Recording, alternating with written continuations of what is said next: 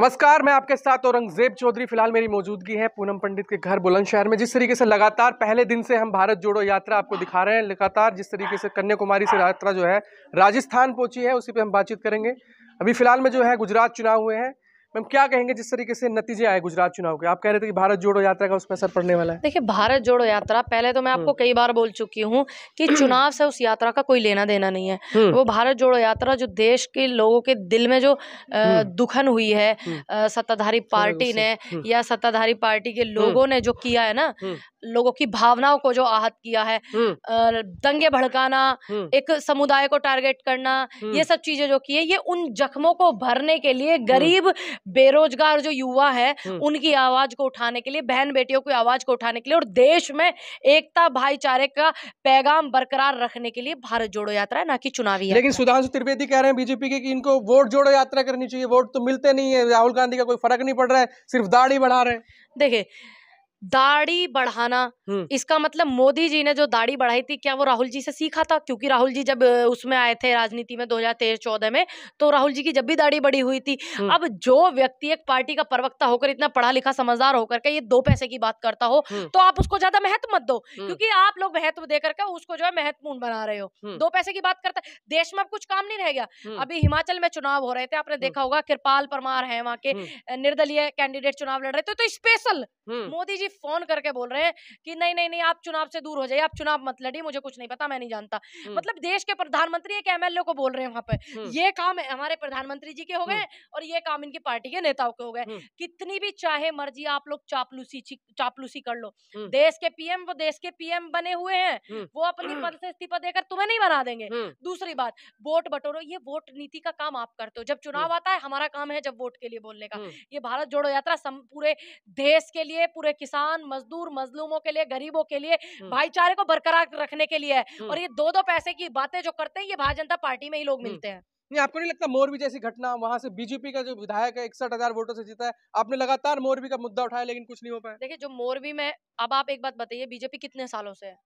25 साल से something BJP है ना वहां पे, 27 तो साल 27 साल से तो प्रभाव में भी तो रहते हैं ना लोग, वहां के सिस्टम, वहां का सब कुछ। और दूसरी बात, अभी आपने देखा जितने नशीले पदार्थ वो कहाँ मिले? गुजरात में। जितना पैसा मिला 2 नंबर कहाँ मिल रहा? गुजरात में।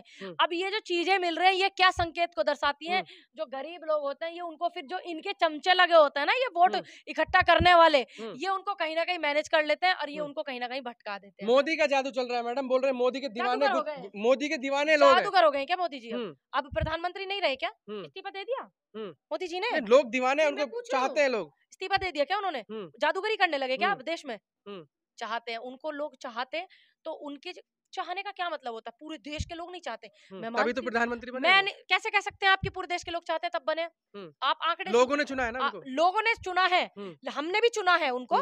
ऐसी बात नहीं है कि हमने नहीं चुना था 2019 में, लेकिन आंकड़े क्या कहते हैं? आप ये मत कहिए कि पूरा देश उनको चाहता है। 35 से 37% का वोट उनको मिला था जब वो पीएम बने थे, और देश में आबादी 100% की है ना, तो कितने लोग? नहीं, आपने कहा हमने भी चुना था, कुछ तो खास बात रही होगी ना मोदी जी में। हम भी भ्रमित हो गए थे, युवा देश का भ्रमित हुआ था कि 2 करोड़ रोजगार मिलेगा, 15 लाख खाते में आएंगे। हमने सोचा हमारे भी मम्मी के आ जाए, हो सके, हमारे पिताजी का जमीन तो थी, ऐसी बात तो है नहीं जमीन नहीं थी, हो सकता है आ जाए हमारे भी, और 2 करोड़ रोजगार मिलेगा, बेटियों के लिए सम्मान मिलेगा। हमें थोड़ी पता था कि बेटी बचाओ का ये नारा है या नसीहत है कि बेटी पटाओ, हमें थोड़ी पता था कि ऐसे हमारे प्रधानमंत्री जी बोल रहे हैं। लेकिन कोई बात नहीं, समय का काम है परिवर्तन होना, जनता भी परिवर्तन करती है चुनावी में। तो चुनाव में 2014 के बाद में पीएम मोदी जी को हमने चुना।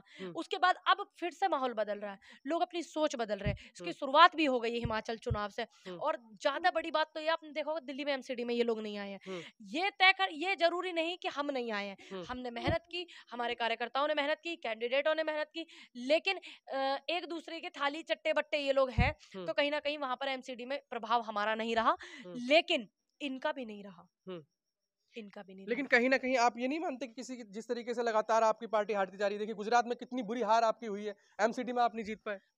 हम हिमाचल में अच्छे से जीत पाए, हमने सरकार, छोटा सा राज्य है वो। सुन लीजिए, 1984 की बात है, 2 सीटें थी भारतीय जनता पार्टी की, पूरे देश में 2 ही एमपी थे उनके। और जब हमारी पूर्ण बहुमत की सरकार थी, कांग्रेस पार्टी की सरकार थी, तब इनके नेताओं को, हमारे नेताओं ने इनके नेताओं को अपनी उसमें जगह दी, मंत्रिमंडल में इनके नेताओं को।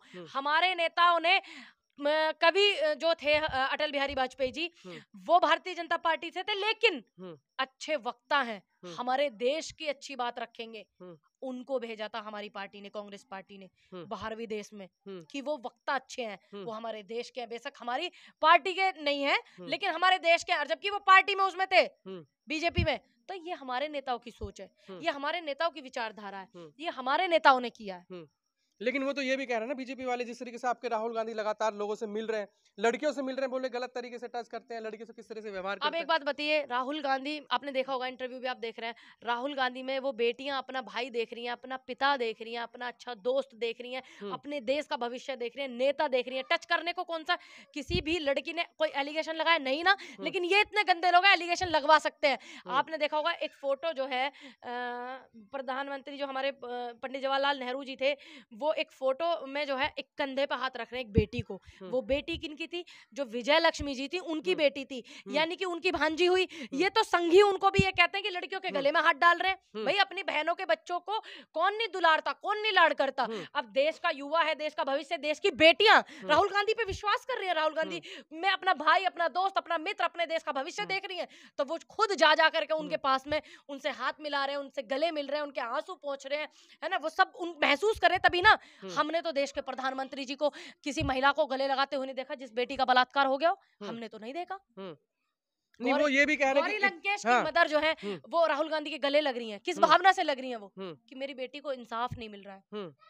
एक भाई हमारा जो था जिसने आत्महत्या कर ली थी, उधर साउथ का ही था, उनके माता पिता उनसे मिल रहे हैं। क्यों? देश के युवा मिल रहा है, लड़कियां, भाई, दोस्त सब मिल रहे हैं। अच्छा, आपके नेता ने इतिहास पढ़ा है?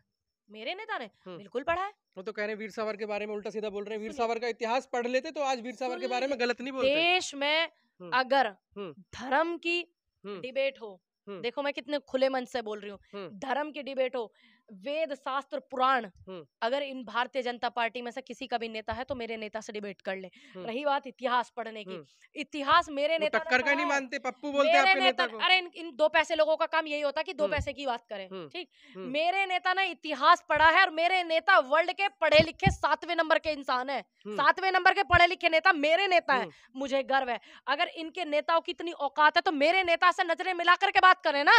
मेरे नेता से कोई भी डिबेट करके देखे ना, ये इनकी औकात नहीं, इनकी तो छोड़िए, इनके जो चाटुकार पत्रकार है ना, उनकी भी औकात नहीं है मेरे नेता से डिबेट करने की, मेरे नेता को अपने सामने बिठाने की। प्रधानमंत्री जी की हैसियत है या गृह मंत्री जी की है तो करे ना राहुल जी से बात बैठ करके खुले मंच पे, करे, अपने बराबर का मानते नहीं, करे ना बात, तो सच ही कहते हैं वो, है ही नहीं मेरे नेता उनके बराबर के। मेरे नेता जो है उस परिवार से, उस खानदान से जिन्होंने देश के लिए शहादत दी, और ये उस खानदान से है, उस परिवार से जिन्होंने माफीनामे लिखे, जिन्होंने बलात्कारियों को सपोर्ट किया, तो वाकई नहीं है मेरे नेता इनके बराबर के।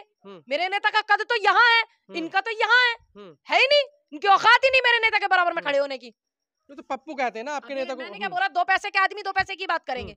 आप कुत्ते की बात, आप मानते नहीं प्रधानमंत्री पढ़े लिखे हैं? देखिए, मैं प्रधानमंत्री जी को मैंने वोट दिया बदलाव के ऊपर। मुझे नहीं लगता कि प्रधानमंत्री हमारे इस काबिल है कि वो देश की जनता में, देश में भाईचारा, देश के युवाओं को संतुष्ट, देश की बेटियों को संतुष्ट वो कर सके। मैं उनको इस काबिल नहीं मानती। वो तो कहते हैं अमित शाह ने डिग्रियां दिखाई है, बोले बहुत ज्यादा पढ़े लिखे हैं, डिग्रियां सामने। देखिए, अगर वो पढ़े लिखे इतने होते तो डिग्री दिखाने की जरूरत ही नहीं पड़ती। ये सफाई प्रत्यक्ष को प्रमाण पत्र देश चला रहे मैडम। तो वो गलती हो गई ना, गलती से चुन लिया हमने, दोबारा गलती हो गई, फिर लोगों ने दोबारा चुन लिया, दोबारा हमने चुना। हमने सोचा भाई 5 साल इनको समय लग रहा है, हो सकता है हम 5 साल और देते हैं इनको, ये सोचा लोगों ने। तीसरी बार गुजरात में देखिए उन्हीं के मोदी के नाम पे वोट हुआ है। अब मैंने आपको बताया मेयर के चुनाव तक ये मोदी जी के पोस्टरों के पीछे छुपक के कर रहे थे। मेयर के चुनाव तो इनके मेयरों के औकात नहीं थी अपने मेयरों के चेहरे पे लड़ने की। एमसीडी के जो चुनाव हुए सारे चुनाव ही मोदी जी, मतलब आप मानते हैं मोदी जी के नाम पे चुनाव हो रहा है? सुनिए, मोदी जी के नाम पर, क्योंकि राजा चाहता है कि सिर्फ मैं दिखूं और कोई ना दिखे। मतलब मोदी के नाम पर वोट मिल रहा है, आप मानते हैं? मैंने तो नहीं बोला वोट अभी बोल रहे हैं पर्चे छुप रहे हैं। मैं तो ये बोल रही हूँ कि वो उनकी तो औकात ही नहीं है। क्यों? ये सिर्फ ये दिखाना चाहते हैं कि मोदी जी मोदी जी मोदी जी, युवाओं ने मोदी जी किया, सिर्फ ये वो दिखाना चाहते हैं। अगर इनकी इतनी हैसियत है, अब एक बात बताइए, दिल्ली में अगर मेयर चुने जाते तो क्या पीएम मेयर बनते? नहीं ना। कौन बनता मेयर? वहां का बनता ना बंदा जो इनकी पार्टी से कोई भी लड़ता। इन्होंने मेयर तक के चुनाव पीएम के, क्योंकि वो ही चाहते हैं कि सिर्फ पोस्टरों में मैं ही दिखूं, वो ये चाहते हैं। चलिए, आखिर में जिस तरीके से भारत जोड़ो यात्रा लगातार आगे बढ़ रही है, आखिर में बीजेपी को, मोदी को जो लगातार उस पे सवाल खड़े कर रहे हैं राहुल गांधी पे, उनके लिए क्या संदेश देंगे? बस मैं यही बोलूंगी, जब घबराहट ज्यादा हो जाती है तो इस तरीके की चीजें ये लोग करते हैं। मेरे नेता जनता के लिए खुले मैदान में, खुली सड़कों पर शेर की तरह दहाड़ रहे हैं, युवाओं के लिए, गरीबों के लिए, महंगाई के खिलाफ। मुझे गर्व है इस बात का। और किसी भी नेता की अगर ज्यादा हालत पतली हो रही हो भारतीय जनता पार्टी के, तो मेरे नेता के साथ में उठ करके 25 किलोमीटर या 30 किलोमीटर डेली चल करके देखें गृह मंत्री और हमारे पीएम और ये इन राज्यों के जो मुख्यमंत्री हैं बीजेपी शासित, जो पीएम तो शेर है मैडम, 56 इंच का सीना है उनका। आपने नापा था? नापा आपने? बोलते नहीं है, बोलने में क्या होता लगातार है? बीजेपी बोलते तो वो ये भी है कि बेटी पटाओ बेटी बचाओ, वो तो ये भी बोलते हैं। तो आप दोनों बातों को सच जवान मानेंगे? फिसल गई थी वो तो तो। अच्छा, जवान, यहाँ देश का रुपया फिसल रहा है वो नहीं दिख रहा आपको? तो हम जवान भी फिसलती ना देखें उनकी? देखेंगे ना। बाकी मेरी बहुत सारी शुभकामनाएं, और मैं बहुत सारी शुभकामनाएं दूंगी हिमाचल को कि उन्होंने सही निर्णय लिया, वहां की जनता ने, और अपना फैसला वहां पे सुनाया। और आने वाले समय में और राज्यों में भी चुनाव है, और हमारे जितने भी राज्यों में चुनाव है, हमारे लोग समझ रहे हैं, युवा समझ रहे हैं, हमारे सभी देश के लोग समझ रहे हैं कि क्या सही है क्या गलत है। चलिए, शुक्रिया। हमसे बात करने के लिए थे हमारे साथ पूनम पंडित, जो लगातार बेबाकी से अपनी राय रख रही थी। कह रहे हैं कि जिस तरीके से भारतीय जनता पार्टी ने तोड़ने का काम किया है, बाकी हमारे लिए हमारे साथ जुड़े